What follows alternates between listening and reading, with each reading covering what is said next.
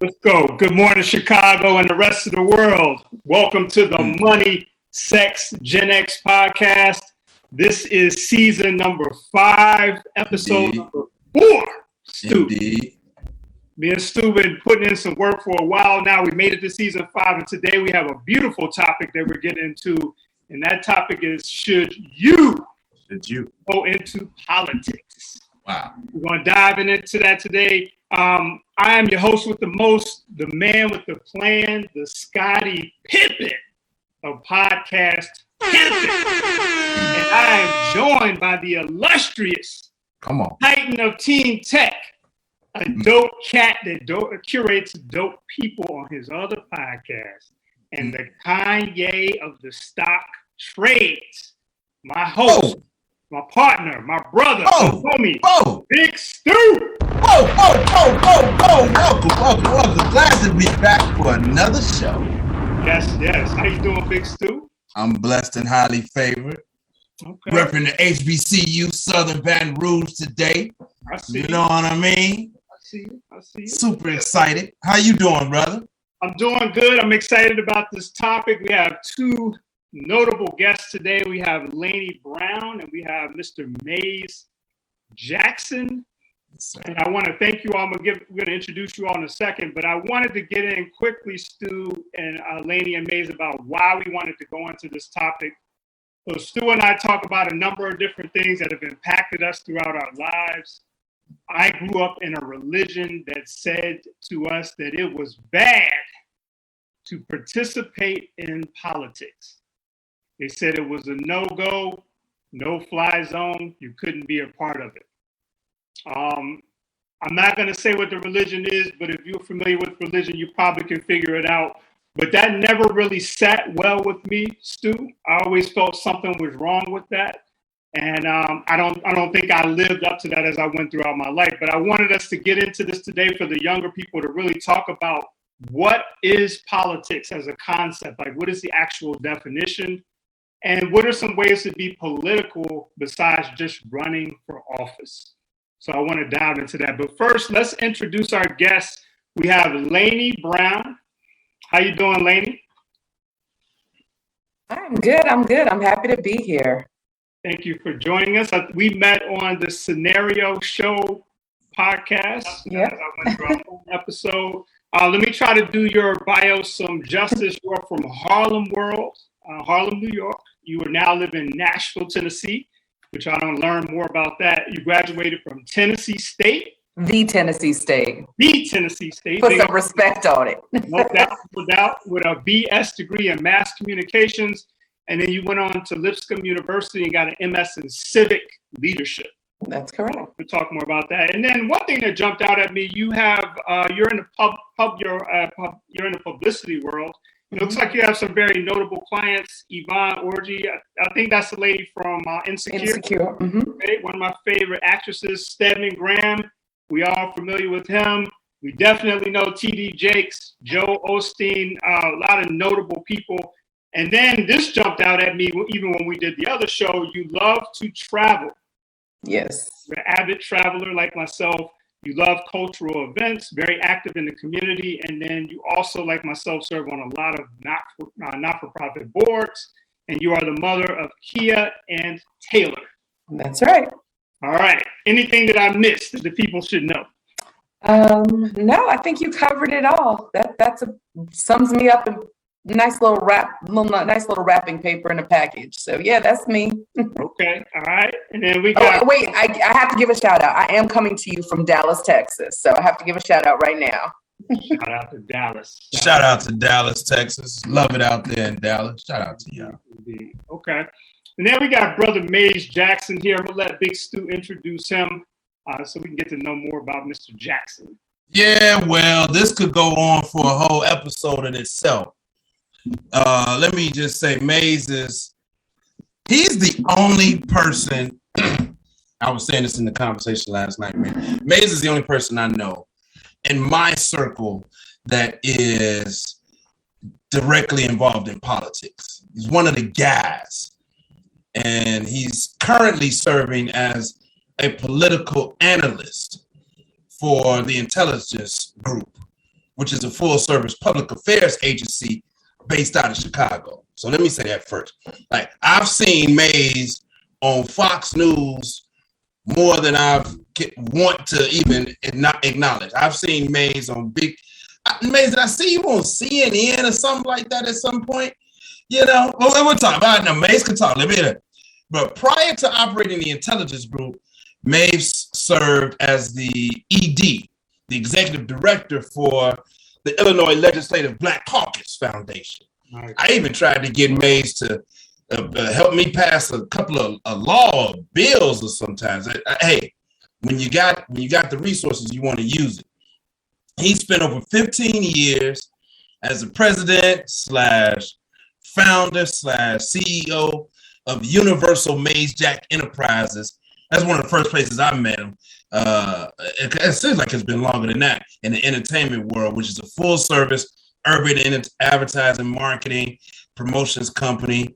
He's the chairman emeritus of the board of the Christian Community Health Center. He's the founder of the Generation Now Political Action Committee. He's the president of the Iota Phi Sigma chapter, the dark side of Phi Beta Sigma. Look, I could go on and on. He's on WVON. He's on the board for True Star. Well, we used to be on WVON. Used to be. Board of the True Star, political editor to the Chicago Defender. He's the guy that started What's in It for the Black People. If you've ever seen that hashtag, What's in It for the Black People, that's the dude right there. He is proud. Well, look, I could go on and on and on and on and on and on, and some of that is gonna come out today. He is a media personality. He's been on ABC, CBS, New York Times, Chicago. It's a big deal that we got Mays and Laney here today. And not only this, because behind every strong man is a strong woman. And Mays is married to the Metropolitan Water Reclamation Commissioner, Carrie K. Steele. He's got 2 kids, a daughter, Milan, and the little homie hoop star, Mason II. Mays Jackson, welcome to the show, brother. Anything I missed, man? I know I did. But you know what, anything brother? else you want to add, man? I'm going to let it sit right there and just say that I can't believe the justice you did to them words on that paper. I was looking at it like, listening to you like, Dad, can I hire you to introduce me in the future? My pockets are a little light. I don't know if I can afford it as well as you did that. But I am. Let me just say, I'm thankful to be here today, and I am honored to be here with your esteemed guest as well. And let me just say, guys, I appreciate what you're doing, and in this space that we operate, where you put yourself out there, you share your opinions. I want to commend you on taking a step into the podcasting world. In some kind of way, we got to figure out how we get you on the What's in It for the Black People Media Network, which is where I believe you were supposed to start. And I think I left it in the hands of people of our discussions, and we see how that worked out. But let me just say that we're going to figure out a way to work together in the future. All right, that sounds good to me. One thing that I saw, Mays, and let me know if this is true, and then let's dive in. Weren't you in a recent Netflix special about Black or something? Actually, not Netflix. It was Hulu. And it was actually this is my second one. So I was in I had one last year, and then I did one this year. Both of them went to the top. The Being Blake Blago went to number 2. And it is, I would just tell you that I was surprised at how well it did. And then last year we were in a Sundance nominated one from Hulu as well. So yes, you did see that. And I am grateful for the producers over at ABC for putting me in it. Yes, it was great. True indeed. All right. So let's dive into this. I want us to do this conversation with some justice. So I want to start out with a few quick facts. Correct me if I'm wrong. We're talking about politics, and we know that voting and citizenship were largely denied to people of color to around 1870. In 1954, Black activists launched the Civil Rights Movement. Jumping to 2012, the national voter turnout rate among Black citizens exceeded that of white citizens for the first time in American history. And then in 2013, the U.S. Supreme Court decision Shelby County versus Holder is saying gutted Section 5 of the Voting Rights Act. and that kind of changed the formula for jurisdictions in terms of counting people. But I say all of that to say, we're having this conversation for young people. Lainey, how would you define the concept of politics? What does that mean to you? Politics is the governing body of which how all of our laws are made, our judges are elected, from the dog catcher to the president. Somebody has to elect somebody. And we are the people that are chosen to elect these people. And if we don't get involved, then you allow a small portion of people to create the world that we live in. And that's why it's important to get involved in politics. Indeed. Mays, how would you define politics? What comes to mind? War without blood. When I look at politics, I look at it as war without blood. It is a battle for resources. And I think that is part of our problem when we view politics, because we view it altruistically when it really is a war for resources for whatever constituency that you represent. So when I think of politics, that's really my approach. A war for resources. I like that. Now, I tried my best to do some research about how politics showed up and existed in ancient Africa. And I wasn't able to research it fast enough, but I definitely wanted to broach this subject, Stu, in this conversation. So we know that most of what we see in today's society, a lot of the structural pieces were brought into existence in the cradle of civilization. Have you all, any of you all, done any research or had exposure to what politics looked like in Africa, in ancient Africa? And do we have any remnants of that show up today? I can't say that I have. I would be honest and tell you that I have not either. I wouldn't go that far. I've seen politics in Africa recently and been there, and it's a challenge to say the least. But no, I wouldn't say that I've gone that far back. That's a whole different show about Africa today and politics. That's a whole different show. Yeah, no doubt. Yeah, I wish I'd had time to do more research on it. The only thing I found when I was doing research quickly is that the politics depended on the economic structure of the particular country at that time or the particular region of Africa. But I'd like to know more about that.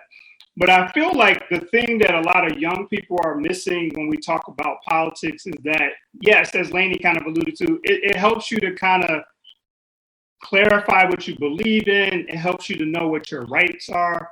But some people believe that it's a living, breathing subject. And that's kind of how I view it. It's a little more fluid than maybe I saw it 20 years ago.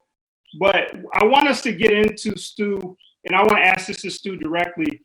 What has your involvement been with politics? And if a younger person came to you and said, I'm thinking about getting into politics, what would you tell them? Well, Eve, why, I don't have a good purview of politics coming from being born and raised here in Chicago.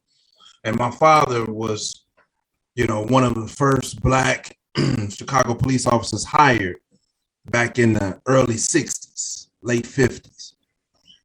Politics, as far as I'm concerned, or had been concerned up until now, is like a dirty game filled with liars who are stuffing their pockets, who only have their self-interest and who, could care less about the people. That's how I have experienced politics as a shorty, as a younger person growing up. And so I have a disdain, or have had a disdain for these crooked line politicians, if you will.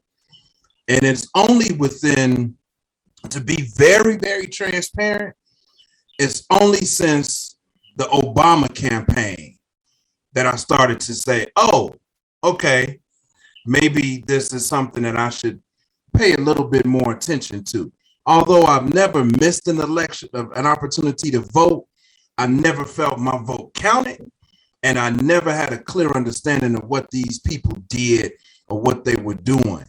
And again, it just became relatively clear to me that maybe I could have some influence in that space.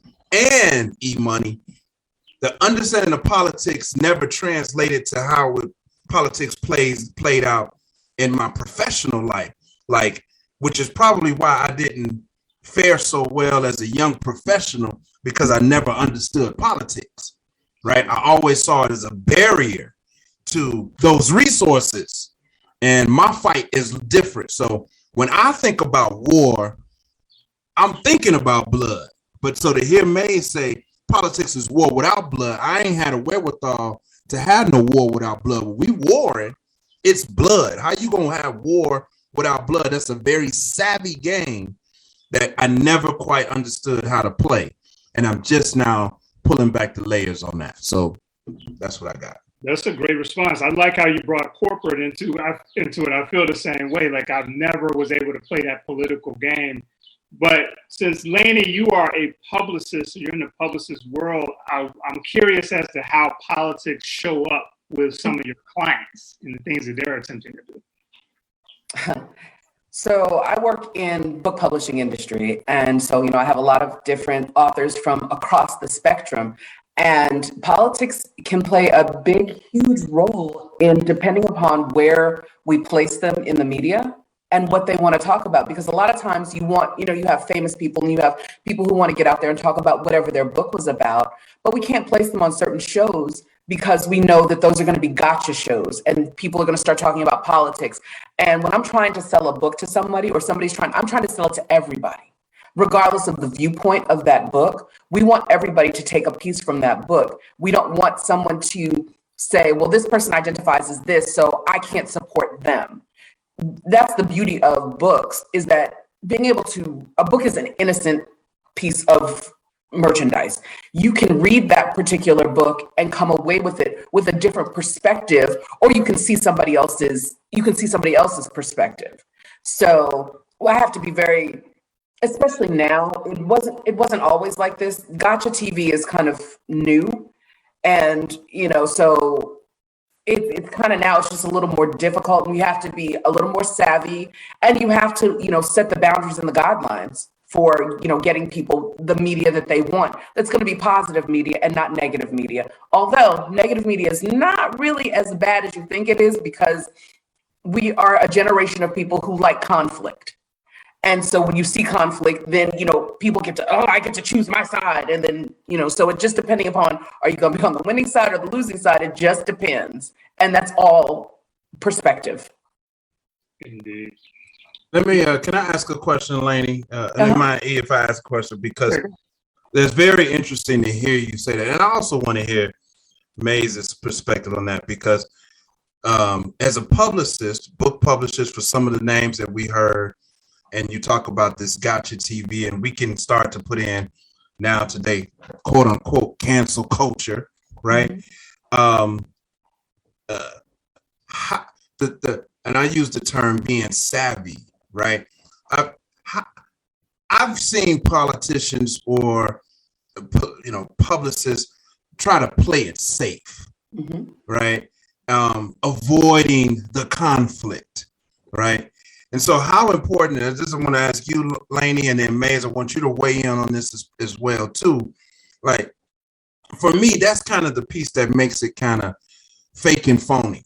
Is it fake or phony, or are you really, whose interests are you protecting when you're crafting the staging of whatever it is that you're pushing? Yeah, it really depends upon what your mission is. If you have, let's say you have a conservative politician and you put them on what is known as liberal media, you want them to go toe to toe. You want them to be out there. You want that fight, because that gets their base riled up, and that, that gets them to want to purchase that book. But let's say you have a conservative politician who wrote a book about, let's say, flower arranging. And they're actually on there to talk about flower arranging.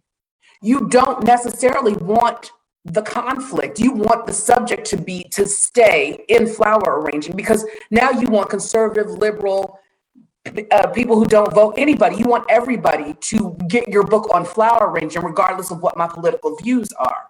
So that's where you have to be savvy, and that's where you have to craft the message, and that's where you have to train the person who's going on television not to react if someone's trying to bait you into a conversation that steers away the focus of the topic that you're supposed to be on. Now, if you're going toe-to-toe on politics, go for it. Gloves off, no holds barred. Do what you need to do to get your point across and to get, your base behind you, because at the end of the day, the one thing we need are book sales. And this goes for anything. The one thing a politician needs is what? Money, or two things, actually, money and votes. Let me ask Maze, let me ask you this, because Maze, I know you. You get in their face. You've been toe-to-toe with, you call people out. You call them out, you call them on their stuff, you bring. So what's your take on this, bro? Is it, what's your take on being aggressive in politics and like pulling back those layers and uncovering what it needs to be uncovered? So if you don't mind, I'd like to go back and then we can come to that. Stu, you described politics in a way that unfortunately so many people view it, but don't recognize that they are involved in politics in their everyday life, whether it is governmental politics, whether it is inner office politics, whether it is family politics. And so part of when you look at the word war, I don't think you take it as necessarily the most literal meaning, but I think of it as in positioning yourself in the forefront of being able to be first or to be the distributor of resources.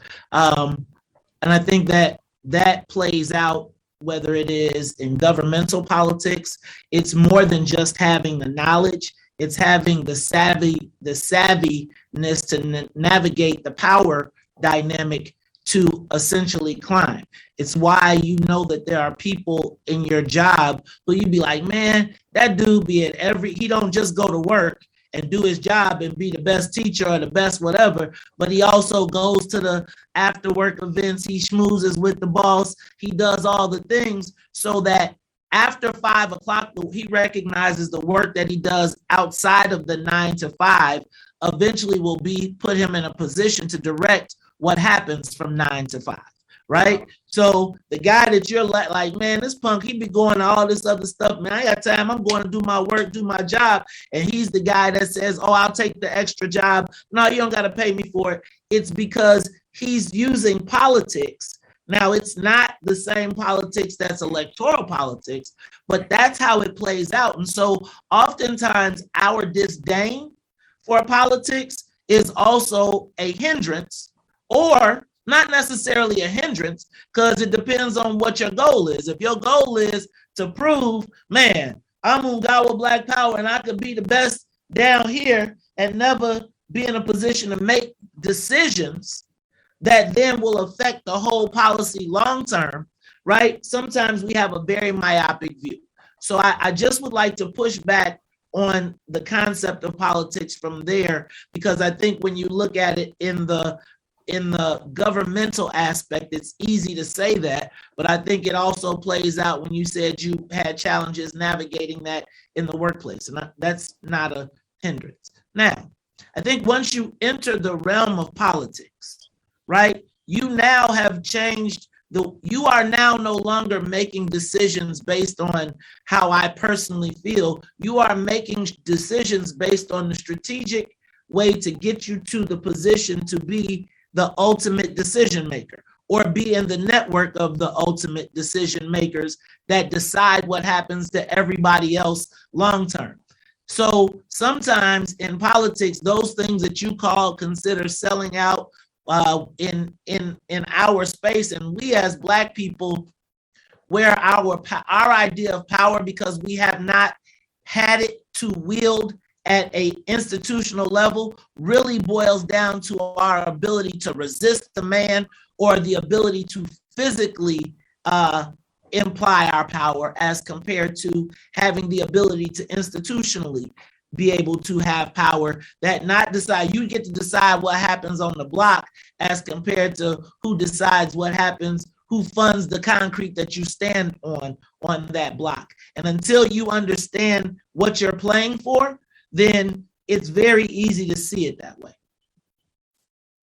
Now, when you look at the process of politics and our disdain for it, right? The challenge becomes that disdain is what also determines what your neighborhood looks like, what resources that you get, right? So our people that then get into the space are now, because our community has such a level of disdain, even the people that make it into the realm of politics are now hostage to the white folks, because the white folks know that the black folks have a disdain for politics.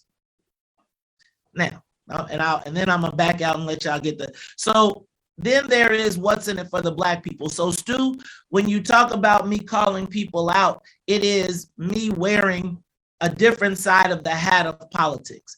I came into the game as a foot soldier, and I'm gonna put this in grassroots. So I came into the game as a foot soldier trying to get some rank in the world of politics. As I got into the world of politics, it was something that I loved. I learned from my fraternity in college just how to count votes, etc. Well, here it was on a massive scale. I got involved with a Chicago Alderman Burnett in the 27th Ward, who was down with hip hop at the time. I was representing Jay-Z. He said, let's get together. We got together because he was promoting an album. Well, I realized that they were giving people $70,000, $80,000 a year jobs for the stuff that I had. Our guys, where you knew us from, I get them to do what these people was doing over a year in a night. And so essentially that's where I flipped, and I recognized that there was power in this game of politics. I climbed the ladder, made it to a point where I was in a trusted circle, and probably at the highest level that Black people had gotten in the realm of politics, when I recognized that I was essentially working against our best interests, even as I thought that I was trying to help us with community benefits agreements, etc. It was like the cartoon of 1 for you, 1 for me. 2 for you, 1, 2 for me. 3 for you, 1, 2, 3 for me. And I couldn't understand how the white pile and the Latino pile kept getting bigger and ours kept getting smaller, and we had the most votes. Hence, what's in it for the Black people? I'll stop because I get to preach. I apologize. You said a lot. And I'm trying to process a lot of it. You changed my perception on a few things as you were talking, but I feel like one of the most important things you said, brother, is that if we ask the question, should you go into politics? Most of us are already in our everyday lives part of being political. You're being political on a daily basis. It's whether you're going to be a pawn and people are moving you around the chessboard because you're in politics. You're going to have rank and say, all right, I'm going to be part of the decision making process. Right. But I feel like important for people to understand is there's a difference between being in politics like you are in your regular life or in your job, or being political. The last part of what you said is you were describing, I'm gonna get to you 1 second later.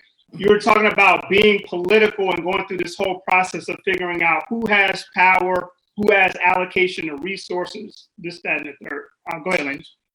I think one of the things that, it's interesting to me, about the big word of politics is that, everybody gets all riled up about the presidential election, because there's commercials and there's debates and there's all this stuff. And, so people get out there and they go vote, and their person wins or their person loses or what have you. But people don't realize that politics, like I was saying before, starts so much smaller and so much closer to home. And there's so many things that affect you as a person in your community, from just like you were saying, the concrete on, who's laying the concrete, who's getting those bids to do these projects, who's shaking hands, making those deals in the back rooms. Everything is political. And if we don't get involved on a local level, what happens on the federal level doesn't really matter, because we need to start here. That's where we need to start changing things. I part-time live in Georgia too, but whatever. And this was the first time in Cobb County that they've ever elected a Black city councilman. And, they shocked. I mean, if you think about what Cobb County is and where Cobb County, but this person came in and he won, I want to say, with like 1,400 votes. And things are changing, and all these little ends will make changes. And that's where we have to, one of the things that you need to get into politics are comfortable shoes and thick skin. Because I've seen people, come through to get on city council. They've been very strategic about getting on city council. And what they did was they knocked on doors, and they went to communities that were being left out. And people didn't think these people were going to win, but what they went to these different disenfranchised communities of new immigrants into, the United States. And they were talking to them about what issues that that were important to them. And in turn, they actually went out and voted for this person because no one had ever come to speak to them, and there were new issues that, everybody kept saying what these people need, but no one ever went and asked what they needed. And so it's that type of level. We have to make it personal. We live in that I, me, my generation where if it doesn't affect me, I don't care.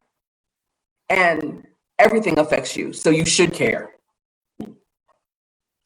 Well, so I just like to, and I would be remiss if I did not do this. I think one of the things that we have to do when we talk about, and Stu, I know this is about people getting into politics, is we have to be intentional about the people that we elect, right? And we have to be intentional about the Black people that we elect. And we have to be intentional about the Black people, giving the Black people that understand our self-interests in the political game support.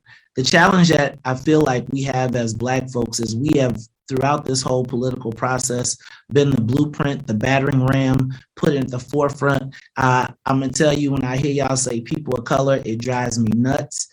When I hear you start talking about immigrant communities, it drives me nuts, because what essentially has happened is our political birthright has been stolen in this country by everyone but us. So now what you look at when we start to talk politics, when we talk people of color does not no longer, the connotation is that it means Black people, but it essentially means Latinos, Asians, Chinese, everybody else. And as that pile, LGBTQ, which I have no issues with them having or representing their self-interest. But we as Black folks in politics have been taught to be Democrat first and then Black second. And essentially in that space, what we've done is allowed ourselves to be the power. We elect all of the powerful. The Democratic Party does not exist without Black folks, but we cannot get them to say Black people. I got to go back to you, E-Money, when you talked about, or no, I think it was you, Stu, when you said you got involved in politics through the eyes of, through the era of Obama. And quite frankly, while that was a catalyst for very many Black folks getting involved in politics, it also began the rapid demise of our own self-interest being protected. We no longer, President Obama, I'll be honest with you, really was never vocal about anything that happened to Black people. We accepted Amazing Grace in the face of Dylan Roof, and on the same night they passed gay marriage, which I'm not tripping out on, but I am suggesting that we as Black folks, part of the reason that we have a disdain for politics is because we have not seen it benefit our community for all of the energy that we put towards it. And so I just gotta make sure that when we have these conversations and we talk about electing Black people or should people get involved in politics, I am for Black people getting involved, but I am for them being pro-Black.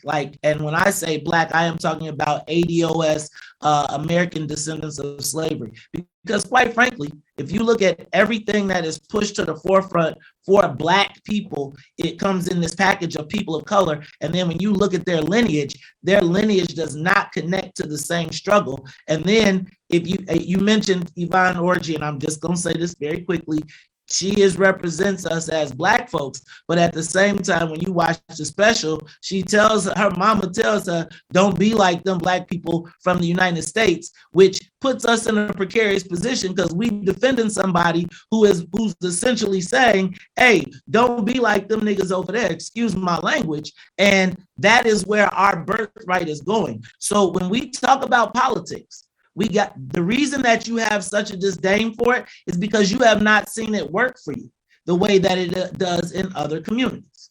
I apologize. Mays, I want to push back on that a little bit. I wouldn't even say push back. I want to say this.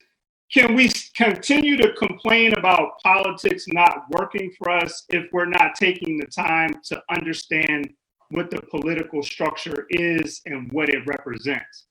So if politics is in motion and it's not working out in our favor, how long do we continue to say, well, it's not working out in our favor, it doesn't really help us, and then in 2021 we still don't understand how it works? So I think I think that there's not enough pain yet. I think that we haven't experienced enough pain. I think we got so much Instagram models and paid for booties and tails, and the pain hasn't reached the point where people are screaming yet, right? So I would push back and say that we are doing something about it every day, from broadcasting, from What's in It for the Black People media, to organizing, to being actively involved, and from the What's in It for the Black People voter guide, where we tell our people which judges to vote for. Stop blindly picking because it's a list of 500. So the work is going on. Let's not say that. Let's say that we have to expand the message and we have to get people to pay more attention to the things that are happening, whether it is the battle for reparations, which, while we say it's not possible, the same government was just talking about giving $450,000 to every separated undocumented family in this stimulus. So I don't think that it's not happening. I think that we have to feel some more pain, that it forces us to look and become internal. Right now, I think we still kicking it. But I do think that an awakening is coming in the Black community, but I don't think it's just political. I think it also is going to require a spiritual awakening as well, but that's a little bit deeper than this conversation. Let me jump in. So a lot of things, again, you said, which are absolutely right. I want to go back to my own quasi awakening. When Obama, for me, it was just the only thing that made me start paying attention, me personally, was like, okay, I want to better understand how this works. Like, we got a Black person, a Black man, okay, that we're excited about. Okay, let me start paying more attention, right? I do believe, Mays and Laney, that I've always been in politics, just ain't liked it, right? Because of how I seen it. But I recognize that you gotta pick and choose your battles. You gotta find your ground. You gotta figure out what you're gonna stand on. What I think will help, and I do agree with you, Mays, that we are still kicking it and ain't nobody really hurting. And as Black folks, and we can get a little money and be okay. And it hasn't really hit us yet. But I think what will help get that message across, particularly, I ain't even worried about Gen X's and baby boomers, right? More concerned about the millennials, the zennials, right? This new generation. What will help them better understand politics and why they should continue to participate, because they are. The millennials are far more involved in politics than our generation ever was, in my opinion, is because you have to help them see how it affects them today. That's the part that I just didn't get when I was, and even though I was a part of, I passed out buttons for Harold Washington. I passed out buttons. I didn't know what I was doing, right? But I didn't still see the connection of how this was affecting me at that time. And that same, the political, you talked about it, politics in the workplace, politics at home, We all care. What's in it for the black people? And that's always going to be. Let me say this. It's always black people, Laney, when you're writing it. Black people, when you're talking about black people, it's black people with a capital B. Otherwise, I feel disrespected if you're talking about black people and put some spec on that name. It's black people with a capital B. Is how is this affecting me today? How do I use this? So I think the generation right now, I mean, they have something that we've never had, and that's the access to so much more information. So like when you said you were passing out buttons for Harold Washington, you didn't know why. I mean, that's understandable. Somebody hand you some buttons, be like, he black, go. Just go pass out these buttons because we need to get him elected. And now we can actually delve deep and see who's behind these politicians. You know, one of the things that we always have to do is follow the money. You know, who is funding what and what are these special interests? And we can do that now with the help of the access that we have for social media. And like you said, when people start seeing how different things affect them, because as I mentioned before, this is I mean my kind of thing. This is, you know, why should I care? I hear that all the time. Why should I care? And then when you break it down, like I've got friends who will say, well, why do I care who's on the school board? Well, let me tell you why.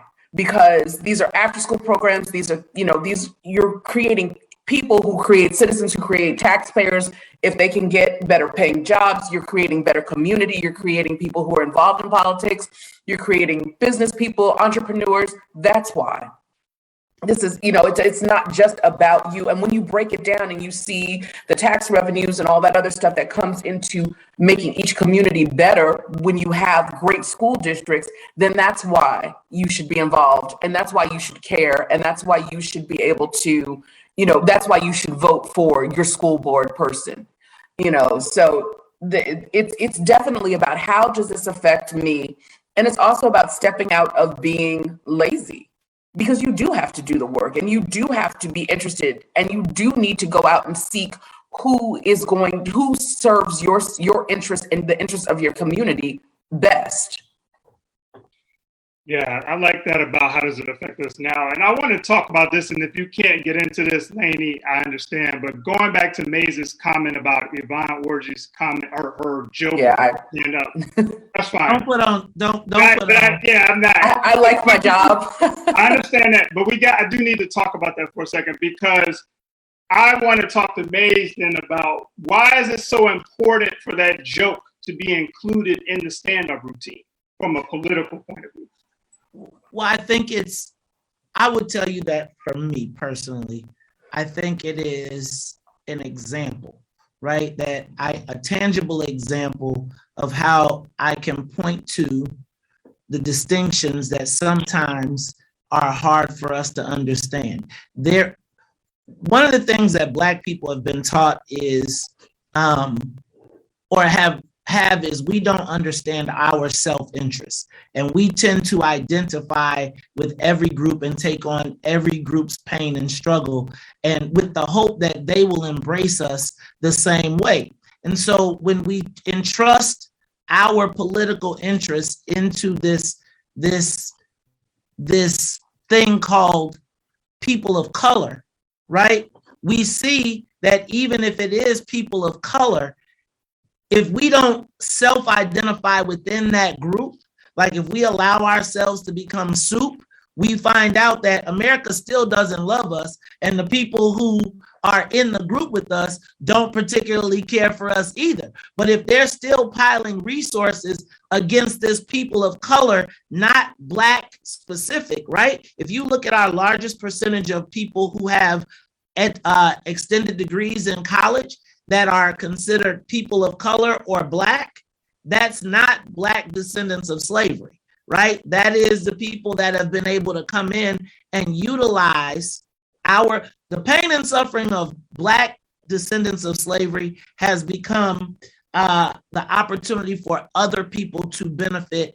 And until we recognize reparations and recognize our own self-interest, I think it's important that we understand that they see a distinction between us and them. While we're hugging everybody and saying, come on in, those resources don't necessarily recycle to us. They're not necessarily saying I would argue with you that if you look at when you think of people of color and you think of the word diversity, right, which is what this country has moved towards, when you used to hear those, that meant Black and maybe brown, right? If you see it in your mind right now, if you talk to any politician, they'll say we're diverse, we represent people of color, right? Kamala was crying for people of color at the border, but those were not Black people. And when the Black people got the whips and chains, she didn't go back down there. Wow. Right? But we accepted that was people of color. And so we got to recognize that even in this Black and brown coalition, we're the only ones that say Black and brown. They say Latino. They say Hispanic. We be like the Black and brown coalition. And then the white folks be like, well, we gave you yours. But you had to cut that in 50. And then not did you cut it in 50 because you pushed it to diversity and the Asians got theirs, right? They took the engineering, which is the easy, big money. We get left with the sweeping the floors, but we've been part of these diversity programs. White women are included in the group of diversity. So I think when you ask me about the joke, to tie it all back together, Black people, particularly descendants of slaves in America, have a particular unique set of issues across the country that are different than any other people of color.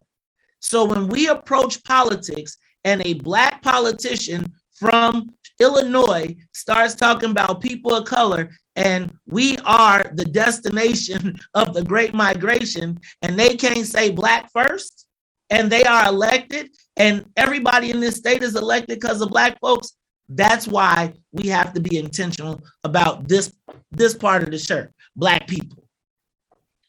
Yeah, I think that's a good answer. I mean, I don't want to keep going into this too much. I don't want to make Lainey uncomfortable. And this isn't really about Yvonne, because I actually like her. My wife will tell you that. Me too.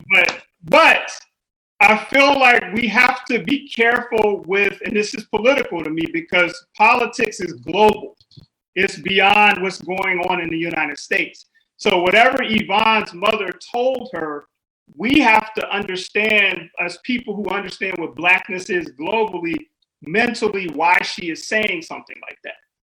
We got Black people in this country that make similar comments. I've been around them. People who are descendants of slavery in the United States that make similar comments about Black people in the globally. We making comments about the Black people on the low end, bro, versus Black people out west and out we got south. this person, that person, all of these different divisions. So all I'm saying is I feel like we got to be very, very careful not to make these people an outcast because their mother says something. What is my father saying right now? It's probably, it's probably something not so great, but what's the actual reality? We're all Black, and there are global politics at play beyond Illinois in the United States.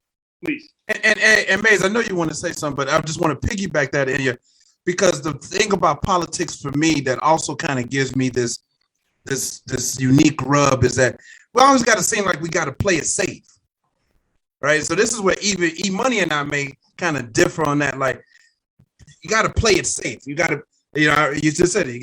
Let's be careful not to. We don't want to offend. We don't want to step on them.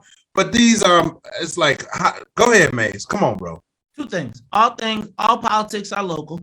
It all scales up, right? So if you looked at what happened with Trump and trying to certify the states, those decisions were made by local state reps and state senators. So I would push back on just the global concept. I do recognize that there are global politics, but it all starts locally. And I can't worry, really right now, we can't worry about what's happening 300 miles around the country when one in every 4 Black kids in Chicago goes to an underperforming school. We got to prioritize. And I think, Stu, your last thing you just said, I apologize. No, I was just saying, I'm so caught up with what you. Yeah. I can just stop right there. But I just want to make sure that we're clear that we have to be inclusive, but we can walk and chew gum, and our interests aren't always the same. right? Sometimes we know when we have to be coalition. If it's a Black thing across the world, that's different than who's fighting for our local resources, for our schools, etc. Well, I appreciate Come on, Laney. Laney wanted to say I something too. appreciate both of you for mixing it up a little bit. We try to be non-judgmental on the show, but also like get into the topic. You know what I mean? I don't expect you to agree with everything I'm saying and vice versa. So I appreciate that. Laney, I want to ask you, who is most likely in your eyes to actually engage in the political process at this point? We've talked a lot about what politics is, how you can be involved in politics, but at the end of the day, who's going to be involved? That is a hard question because everywhere I look around, in politics, it's harder and harder to get people to actually run because of all of the negativity. And it seems like there's more mudslinging and more negativity going on in politics versus getting stuff done.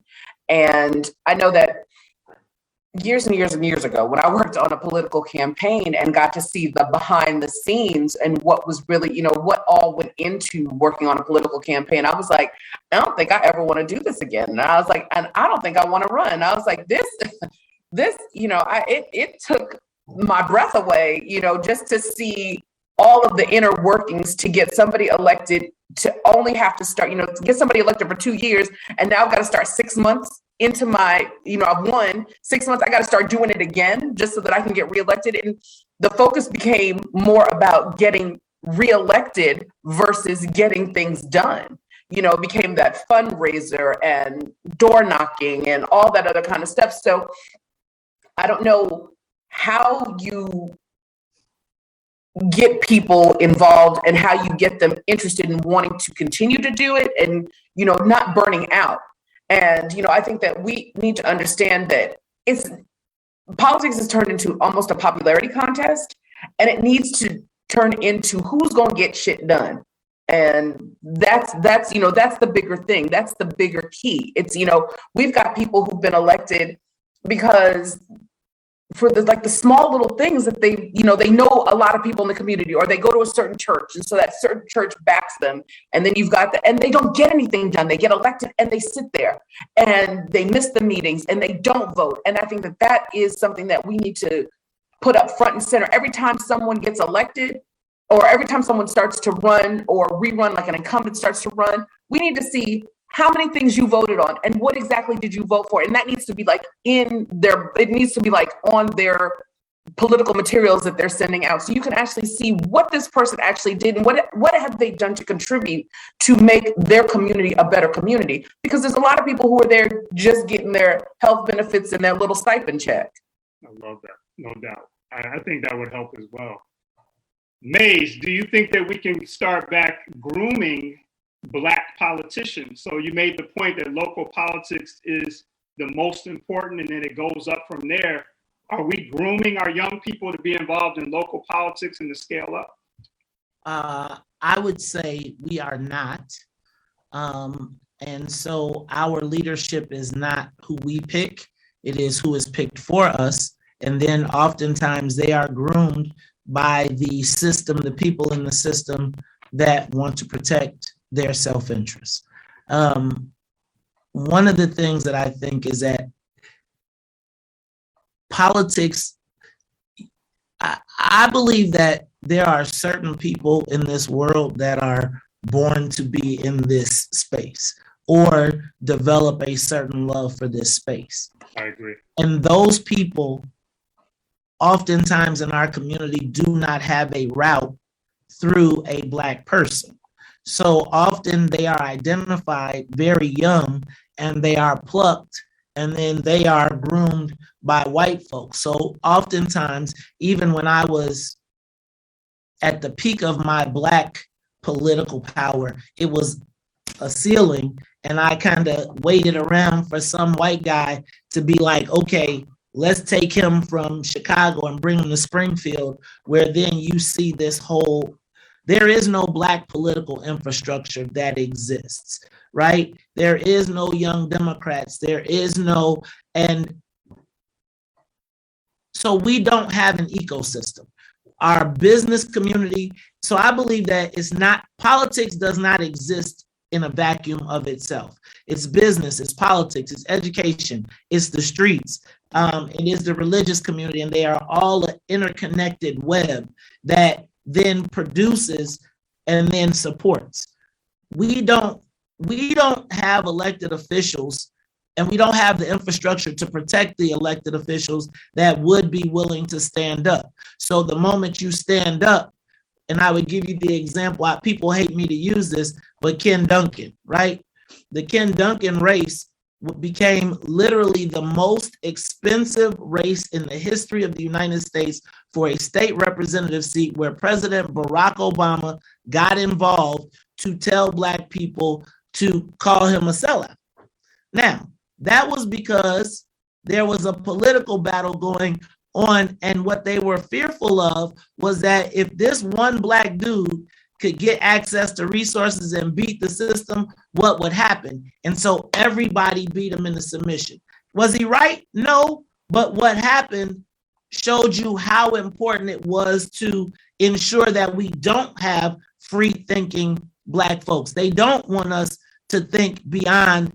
You get two choices, and in most cases in the Black community, you don't even get a choice, because most of our elected officials run unopposed, so they never have a reason. We can't ever hold them accountable. So even if you give them a report card, who's the competition, right? And so we've got to be intentional about our politics and not looking at it in a vacuum. Yeah, and I know we're running out of time, but to kind of close this conversation up, I always push people when we talk about the problems, and they're very well defined. We know what the problems are in the political ecosystem, the fact that we don't even have one necessarily.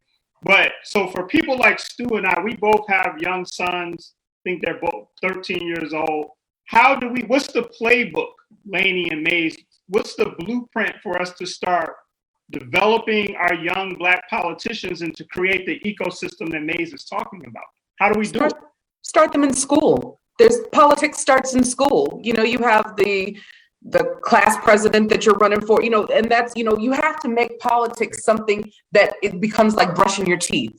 Yeah. It becomes ingrained in you. It becomes something that, when you realize, when you can actually live out something versus reading it in a book, and it starts to apply to you, and you can say, oh, okay, well, I had these people vote for me because I had stood firm on these particular issues in my class. I said that I was going to, add 5 minutes more to recess or whatever, and that was my campaign topic, and then they start realizing that, oh, okay, so the bigger picture is, as I matriculate and as I grow older, I can see this, school turns into high school, and high school turns into college if that's where they want to go. But even if it's not college and you decide to do a trade, you've got the union, so then you can run for union. It's pervasive through everything. But if people are just like, go out and vote, and you're like, why? I don't know, because we've always voted. Then why should that makes people apathetic? Why? I'm voting for what? Why do I care? But when you become part of it, and you started at an early age, you started at your house. You can be like, all right, who's going to be president of the house today? Who's going to be, and if you're president, you get elected one day to make all the rules in the house, just one day, because, kids get a little crazy. Right. But you can be like, you're president of the house today, so you get to make all the rules, but the rules that you make need to affect everybody in this house, and we all need to be happy. We all need to work together. So it's about ingraining what politics means in your micro so that it becomes pervasive in the macro. I love that. My son actually did that. He ran for class president. He won. And to your point, he was able to make some small changes in the school. So now losing isn't bad. Losing an election isn't bad, because he thought he was going to lose. He actually thought he was going to lose, but he ended up winning. So like you said, even if he had lost, it would have still been a great experience for him. Exactly. Mays, what is the blueprint? What are the solutions here? So I would say that there isn't a blueprint. I think that we're in the process of creating that. I think we've got to incorporate what Laney said as it relates to ingraining it and connecting it to reality in everyday life. I think that also in that, we should find things that our young people care about. right? And connect them with how their actions, how can I say something like when you think about young people, it's very difficult for elected officials to turn them down, right? And if you organize them, and everybody doesn't have to be the spokesperson, somebody may go get the signatures, somebody may go because you start to show them just the process. And then you engage them in the office and you connect them to an elected official, I would 9 times out of 10 bet that they would be able to see progress. And when you have that first win, right, you get an addiction to winning and you start to see what are the things and the places that you put them, that you connect. I would say in schools, investigate what your school does, right? One of the things that we have done and seen is civics being taken out of schools. So our young people aren't necessarily seeing how, they don't understand how their vote matters. So they don't make the connection between the sidewalk that they got to walk over or the bad street that they got to cross with no stop sign or stoplight to their vote, right? I think that there has been an intentional disconnection between our communities and the governmental process. So we see just vote. And then the last thing I would say is that we've got to start, and I know I'm gonna probably catch some hell for this, but we've got to start pushing and promoting Black men in politics. One of the things that we see, the strategy for Democrats is utilize a woman of color, ideally a Black woman of color, is the preferred candidate of choice. If you pay attention, Democrats are very intentional about separating Black women, and the Black women and Black men vote. And we vote, both of us vote over in the high 90s for Democrats. I think the lack of seeing strong Black men in role models and positions of power leads to a slippery slope in our community that we have to start to find. Part of the reason that our young men are not involved in this process is because they do not see the ability to stand up and represent and be leaders in their space. And I go back to what I talked about before, because we don't see Black men in positions of power, then we try to exercise it on the street. When you look at President Obama, no disrespect, they present to us the calm, cool, clean, collected, everything's cool. But when you're screaming on the inside and you see a guy telling you it's all cool, you start to say, where do I fit in this process? Right. So I would just say that there is the rebuilding of our entire Black ecosystem, moving away from dependency. And finally, when we elect Black folks, stop having them be taking this perceived vow of poverty. Our politics always seems to revolve around social services, right? And you don't see us in banking and finance, in defense, and all of the places where you can create generational wealth. So all of our politics, when we elect our elected officials, you don't see them on the offense. You see them saying, hey, how can I get health and human services? How can we get more? And I'm not saying that we don't, but we are over-reliant politically on social services instead of building our infrastructure. And I'll leave it at that. It's funny you should say that. I had a conversation with the president of Philander Smith University one day, and we were all sitting around a table, and there was a young guy at the table in college. And he asked the guy, he said, well, what do you want to do? And the young guy was like, oh, I'm going to start a nonprofit. And he said, why? He said, because I want to help my community. And he was like, how is that going to help your community? He said, there are 30 different nonprofits doing exactly what you want to do. He said, why don't you start a for-profit and make some money? And then from that, create a foundation. And then you have a tax write-off. So you're making money and you're feeding into your foundation. And like light bulbs. And the little kid, he was a young guy, 18, 19, and he was just like, he was mad because he was challenged because, he thought he was doing something good. But when I tell you, I was like, but that's how we need to think. Stop thinking. I mean, in Nashville, Tennessee, I think there's like 35 nonprofits to help the homeless. Yet we still have a homeless population. So, and they can't seem to work together to, help, fix the problem. So we need business minds. We need business thinking. First of all, we need the resources and the capital and to be able to help, because walking around with a t-shirt and a marching with a sign is not going to create the money that we need to fix the problems. Because at the bottom line, Money does fix problems. Everybody wants to think, we can sing Kumbaya and hold hands. That ain't it. Somebody got to make some. We got a few comments in the chat. And E-Money knows I'm all for starting a for-profit before a non-profit. Corey Gilkey, the CEO, founder of Leaders, says we need our own policies like everyone else. And Michelle Flagg is watching, and she says, I discourage starting a non-for-profit before a business. And Gilkey also says there's 5,000 nonprofits that don't work in Chicago. Thank you for this statement. So, okay. Yes. Good stuff. Good feedback. All right, we know you all are some heavy hitters. You got to get on with your day, but we just want to ask you all real quick, any final thoughts on this conversation? And Yvonne, Laney did not say anything on that particular topic. That was Mays and myself. Please keep that in mind. Laney, any final thoughts?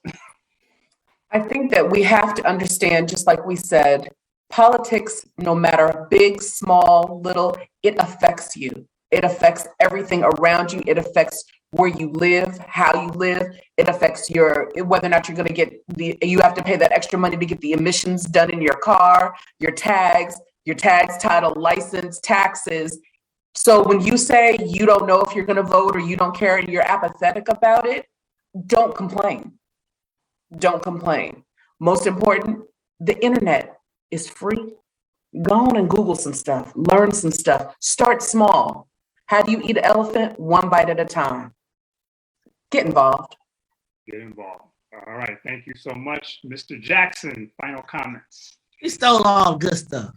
So first of all, let me say thank you to everybody. Laney, thank you. Stu, Eric, thank you all for the opportunity to share the stage or share the screen with you. I gotta say it, politics for me is an addiction, right? I can't even front. It's like I love it. The bad, the good, the ugly, the underbelly of it. As a matter of fact, I thrived as a practitioner of the dark arts of politics. Although with the intentional mindset of, in a war, we have to have people that are able to fulfill every slot to make sure that we win. And you got spies, you got everything in war, and there's somebody that's got to blow up the bridge, there's somebody that's got to infiltrate. And I think that we have all of those spaces that are available in this thing called politics. I do want to also say to Laney, please let Yvonne Orji know I watch Insecure all the time. We got much love, right? And it's no disrespect. It is just like there is a level of pride in, man, I watched her special. They went to Nigeria. She embraced her culture. She embraced every bit of it. It's not a shame thing. It's not a reason to divide us, but it is, I'm tired of Black people being forced to whisper when we want to talk about our self-interest. So, you get in a room and people be like, and the Black people was doing their thing, and we try to whisper instead of saying proudly, nobody is upset when it's St. Patrick's Day and the Irish have their pride. I don't want to take away from anybody else's, but I think that we have to start understanding our self-interest, which is why I would encourage you all, if you are looking for information, particularly in Illinois around election time, look for the What's in it for the Black People Voters Guide. One of the most important votes you'll make is for judges. And oftentimes, because the list is so long, we just be like, ooh, do that name sound Black? I'm going to hit that one. I'm going to hit that one. I'm going to hit that one.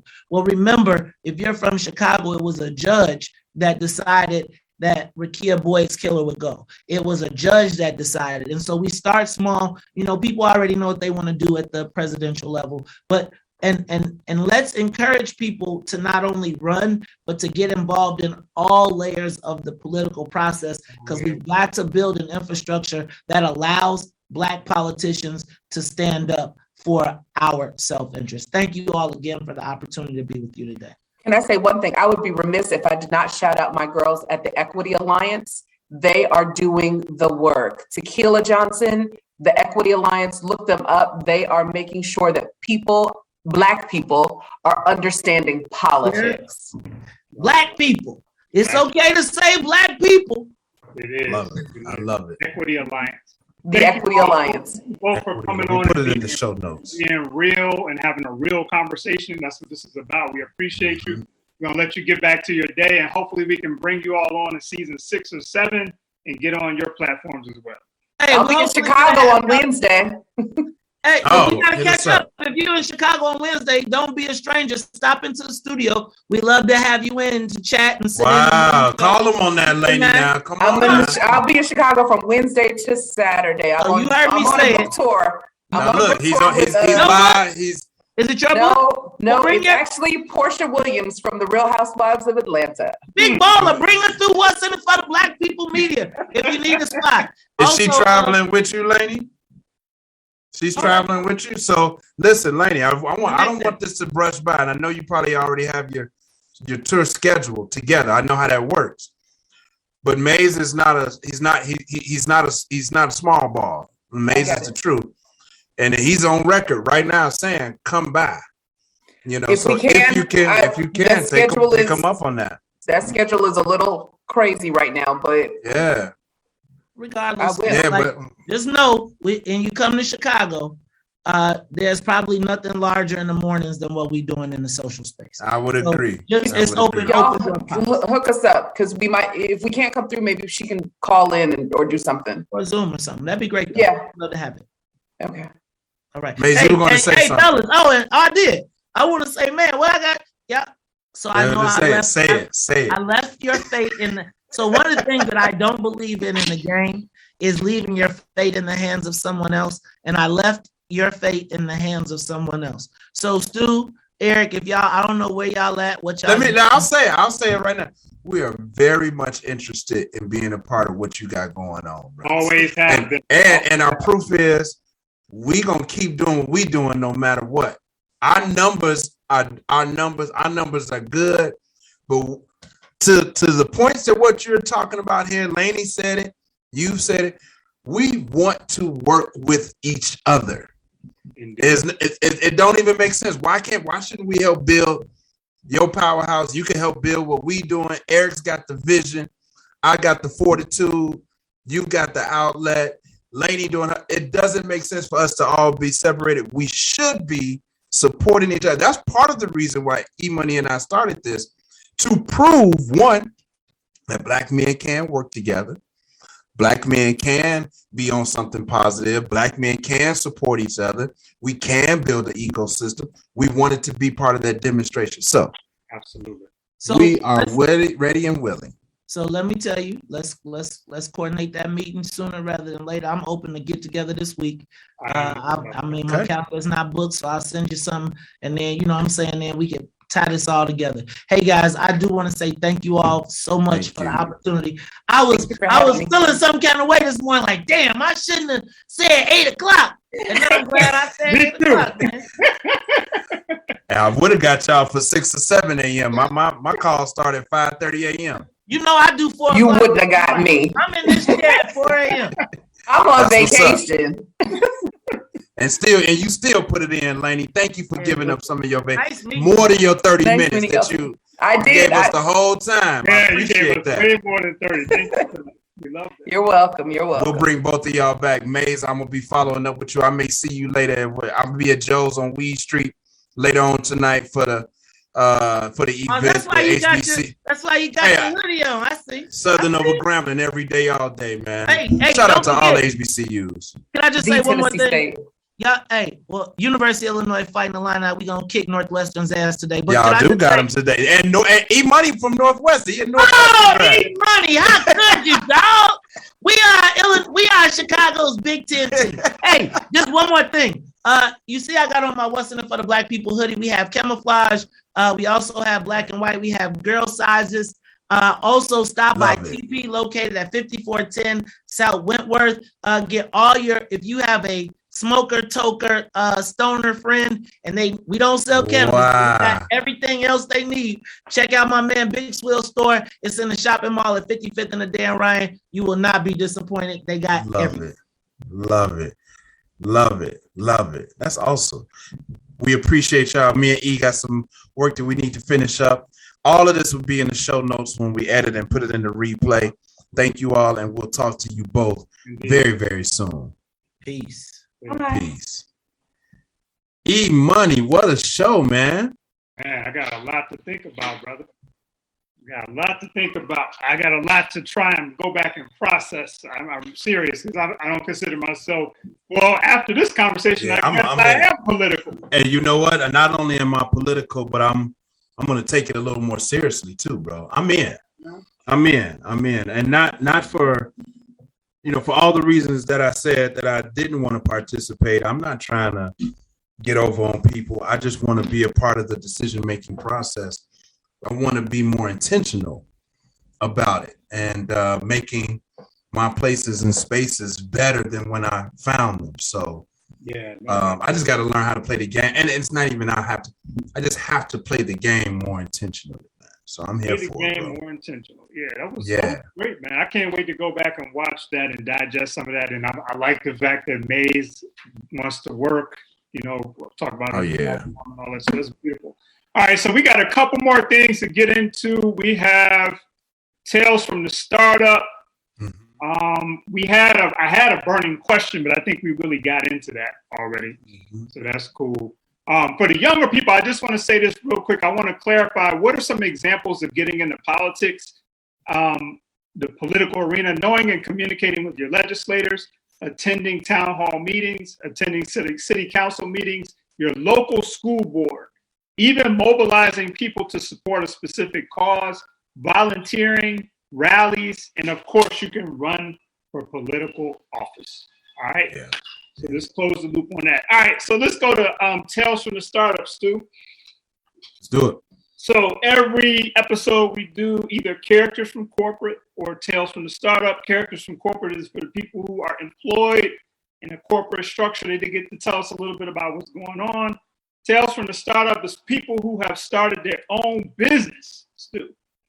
They're entrepreneurs, and they want to get some feedback from two entrepreneurs, Stu and myself. So we try to do that some justice. This week, we got somebody who wrote in from Washington, D.C. Okay. Shout out to D.C. Shout out to the DMV. I love the DMV. DMV is beautiful. I wish I was there. Now, I actually was there a couple of weeks ago. Got a chance to go to the wharf and chill out. This is from a black man from DC. He said, I just started a tech startup and we are looking for capital. I have researched what venture capitalists and angel investors typically look for before going in their pockets. My team, not so much. They keep saying, let's continue to build without being beholden to investors. I have no more cash to put into this venture and have already run through my 401k and my other savings. My partners have a little more cash that might get us through the rest of the year. I'm wondering what you guys think about this. And just to be clear, this is a well-researched and vetted startup solving a clear problem, and we have an operational team in place. It's all about the next phase. So we got a startup, Washington, D.C. They're thinking about going the venture capital route or angel investors. They're looking for more capital. The brother who wrote in is not so sure about that. Oh, he wants to do it, but his team is saying, no, let's keep going in our pocket. We don't want to be beholden to investors. Stu, what are your thoughts? This is you know damn well this is very, very close to me. It is actually, yes. Very, very close to me, almost to the T. And so I like the route that I've taken, and although this is what I would suggest, like I agree. Two things. At some point, you're going to need some of that outside capital.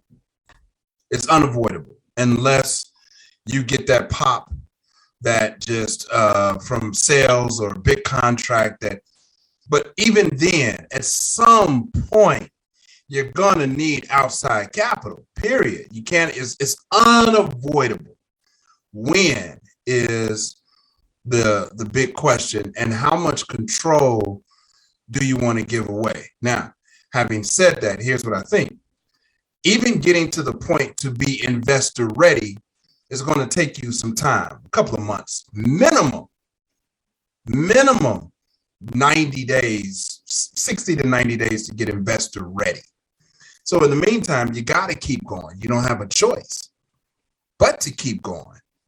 But whether or not you go public, whether or not you take on an angel, pre-seed, Series A, you're going to have to take on that outside capital. So you all are both right. You just be intentional, be specific about when and how much equity you're going to give up, if any, and what your controlling rights look and feel like going forward. That's what I got. E. Now, E, you, it's E money time. Now, tell me, what's your take on it? Nah, I like your take, man. I mean, hey, even if you were rich, like a person was like a multi-millionaire, billionaire, why would you continue to go in your own pocket after a certain point, like you said? OPM. So, so it's other people's money at a certain point. I would just say, why don't you all think about a crowdfunding campaign? Mm-hmm. That could be a little bit of a bridge between what one camp is thinking and the other camp. You go out, you find a really good crowdfunding platform, you set up everything, make sure it looks nice and all of that, and then you can start with your friends and family. So you've already went in your pocket. But what about your friends and family? You can hit up between the three of you. You got 3 homeboys, 3 partners, or whatever, 3 other founders. You all should at least be able to get in front of 100 people. Try to raise 50 or 100,000. I don't know what it is, but try to raise 50 or 100,000 from them. And the fact that it's on one of those platforms, Stu, it makes it that much more credible. It's not me just calling you saying, "Can you give me $5,000?" It's on a platform. And sometimes just having that visual is a game changer for a family member or a friend who may not have invested otherwise. And there are I think that's super dope. Actually, I have to do that for my own stuff for the music streaming platform, and I'm super excited about what's happening there. But setting up my own crowdfunding campaign is absolutely critical. And they look a lot different today than the first 1 or 2 that were on the market in the beginning. They're dope now. They're super dope now. Money isn't. Now I did a crowd. I've supported somebody's campaign recently, and it almost backfired, because you can pledge the money now, and then they take the money only if they hit their goal. Yeah. And so I allocated the money in real time, but then it was 30 days later and the money wasn't there, bro.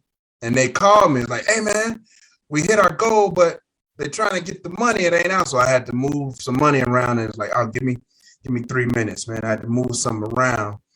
So I didn't like that, because I know that can happen. It's like, no, I don't want that one. But there are some campaign platforms out there that will give equity. If you want to give equity to the people, you can give those gifts, and I love what you said about it makes it credible. Yes. Which is super, super dope. So it shows that you're growing, and you could tie that in with we talk about virtual launch parties or in-person launch. If you tie the 2 of those together, that could be really, really intriguing. You just gave me a hell of an idea for something that you and I will talk about offline. That's something I think I can get up in the next week or so. Okay. So hey, DC, go for it, man. You all are on the right path. Yeah, man. Chop it up. Go do your thing. Go do your thing. You're doing great. So only the last thing I'll say, I know we're out of time, is as you do your, people use this term, we're doing different rounds of financing. That's cool and all of that, but just remember, like, why are you doing this specific round of financing? The round being this section of financing. Is it for infrastructure? Is it for marketing? Like, just be clear, because you might be like, we're going to do 3 different rounds. This round is for this one is for that. Just for your people, before you go to them, be very clear about why you need this money right now. Yeah, how is it going to be spent? We got a couple of comments, a couple of people I want to shout out. All right. Corey Gilkey. Somebody is repping Oh man, it's going down. Let me see. We got to start working together. We always talk about us not working together, but other groups do. That's the difference. That's T. Renee. Michelle Flag is representing Spellman. My man Corey Gilkey says Bayou Boogie is tonight, and it is. So that'll date this. We got the illustrious Dr. Beulah, soon to be Dr. Beulah McLeod is watching. Devon Gordine. What's good? What we on? Got to go back and check the replay. And Gilkey also says more investors, more equity lost. So keep that in mind. Man, we had a popping show today, man. Yeah, we did. And shout out to you said Corey from Leaders. Yeah, Corey is he's the guy from Leaders. They got a nice 1354. I believe I saw a nice ad campaign that they have going on, just showing I think the history of their brand that I saw on social media.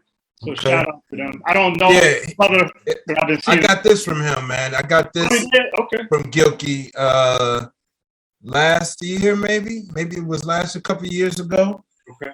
I owe him for it, but he know what it is at this point. All right. It's an original. Okay. African American College Alliance. Thank you, Gilkey, my brother. Appreciate you. Yeah.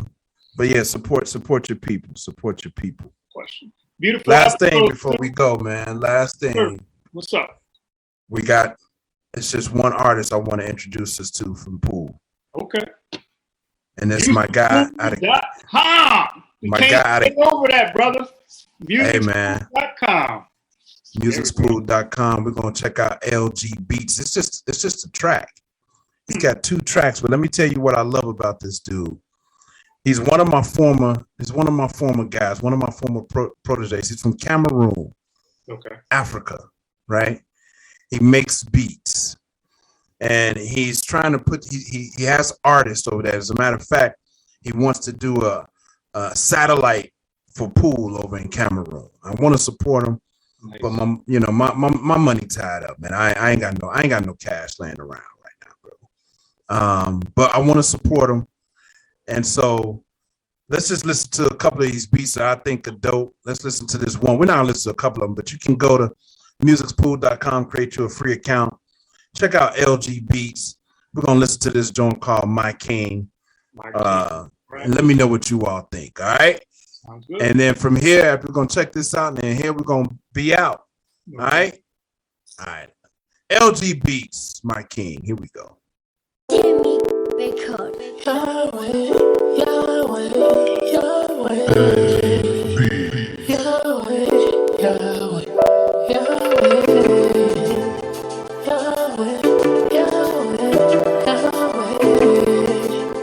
Yahweh, Yahweh, worthy to be praised. Let me follow your way. You are my everything. You are my everything. You are my everything. Forever you are the same. If you are my life today, you are my everything. You are my everything. You are my everything. Jesus is love.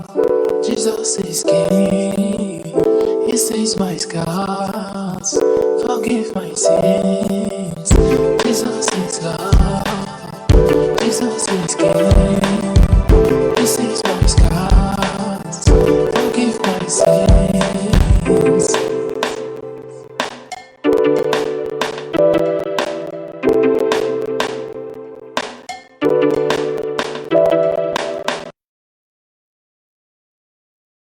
LG Beats, bro. LG Beats. I thought that was just an instrumental, but I was vibing off that. I like that. I kind of forgot that we were in the episode a little bit. Dang. Started looking at my phone and just kind of zoned out. That lets you know it's a good song for me. It's a good song, man. Check them out. LG Beats on musicspool.com. He's on Facebook too. Okay. So it's been a real show, man. I love it. Man. I love it. Another beautiful episode, my brother. This is one of those days that I don't know how I got on time. It was really crazy, but I got here, and I really like that we had guests that were willing to open up and be real and talk about politics, and that's the goal. So we did it. Yeah, man. Yeah, it was a great show. Good job. Good job. Looking forward to the next one. We're on the other half of this season, man. You know, that was episode 4. Got 3 more joints to do. 3 more joints to do. 3 more joints on singles to drop off this album. No doubt. No, that'll be season 5, and we'll start thinking about season 6. So yeah, indeed. Looking forward. We're going for the top awards, man. Look, the podcast space, you know, I know it got look, we've been on this journey. It got a little wild and crazy, but a lot of people fell off, man. A lot of people fell off, man. We still here, and it's great. It's beautiful, man. So some people fell off, student I actually thought had really good shows, and I looked to for inspiration when we first started, and they're gone. They Probably watching us. Creative differences and stuff like that, you know. And I know it gets, like we talk about, it gets challenging. It gets challenging. As I've said this in the beginning. I probably said this on episode 1. These are relationships. You know what it's like in a relationship. Them first 6 months, man, that first year, bliss. Yeah. But what about year 4, 5, 6, 7, 8, 9? That's where you test out the relationship. And it's always easy to be like, I'm out. Yeah. Nah, man. The champions say, let's recalibrate. I still love you. Like, let's focus up. You know, and that's what the champions say. We champs, bro. And you've always conducted yourself as a man of honor. I appreciate that. There's been no pettiness, no feminine activity, what they call feminine energy, none of that. So I appreciate that. And that's the stuff that keeps us going, just understanding that the show is that important, that we got to put all that petty stuff on the side and get the show out. Stu is the one who took the lead to get this episode out by sourcing the guests, because I was, in another space. So I appreciate that. All of that game, man, makes a great show. My brother hold me down, I hold him down, and we get the show out to the people. You the Scottie Pippen of podcast pimping, brother. I got you. Lean on my shoulder, man. I got you. We're gonna win this thing, brother, and that's what it is. So. And shout out to all the people that's chimed in. Tony Briscoe, I see you, man. You out there? Love it. James Matthews Jr., is that one of your people? Nah. We got strangers going in. We got strangers jumping in. Gloria Turner, Daryl Stiff. They're part of the MSG family now. Man, we love y'all, man. Thank y'all, brother. I'm out, man, because I could sit here all day, but I got a couple more things to do, and my son's got his first basketball game of the season today. So I'm going to get ready for that as well, man. All right, man. Like, comment, share if you like the show. We're cooking up the next episode, and we will talk to you all soon. You already know what it is. Until next time, peace.